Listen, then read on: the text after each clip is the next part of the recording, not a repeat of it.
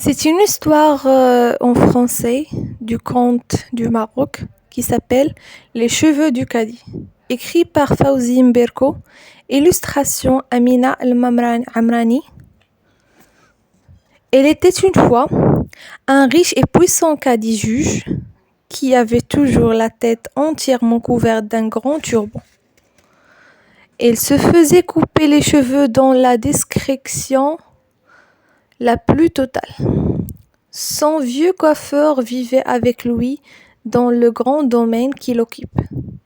Ils s'enfermaient toutes les deux à Clef, et personne n'avait d'idée sur les cheveux du cadi. Ce qui suscitait la curiosité de tout le monde. Les uns disaient que les cheveux du cadi étaient hirsutes. D'autres pensaient qu'ils n'en avaient pas du tout. Les commérages sur ce sujet allaient bon train. Un jour, le vieux coiffeur mourut et notre cadet fut fort embarrassé.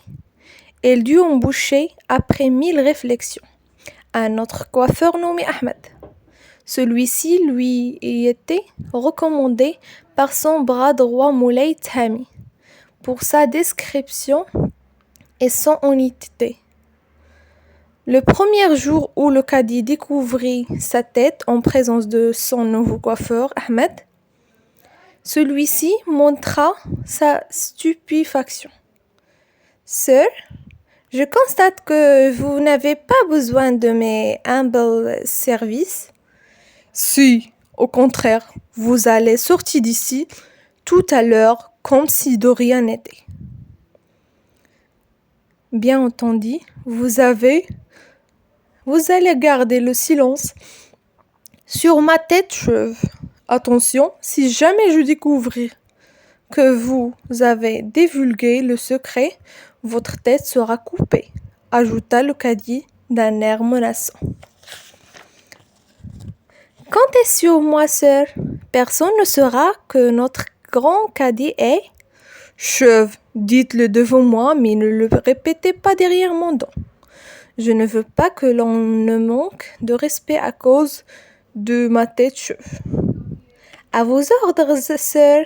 Le coiffeur sortit avec un lourd fardeau sur le cœur. Il n'était pas sûr de pouvoir garder le secret et n'avait pas envie de mourir la tête tranchée. Il en fut malade. Un jour, en se promenant dans une forêt, il passa plus près d'un puits et où l'aidait de lui confier son secret. Au moins, il était sûr que le puits ne divulguerait pas le secret. Alors il se pencha en avant et cria de toutes ses forces.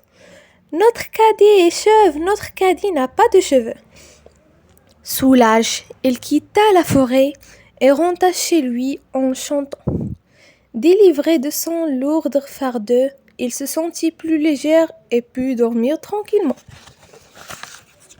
Quelques semaines plus tard, le bruit courut dans la ville.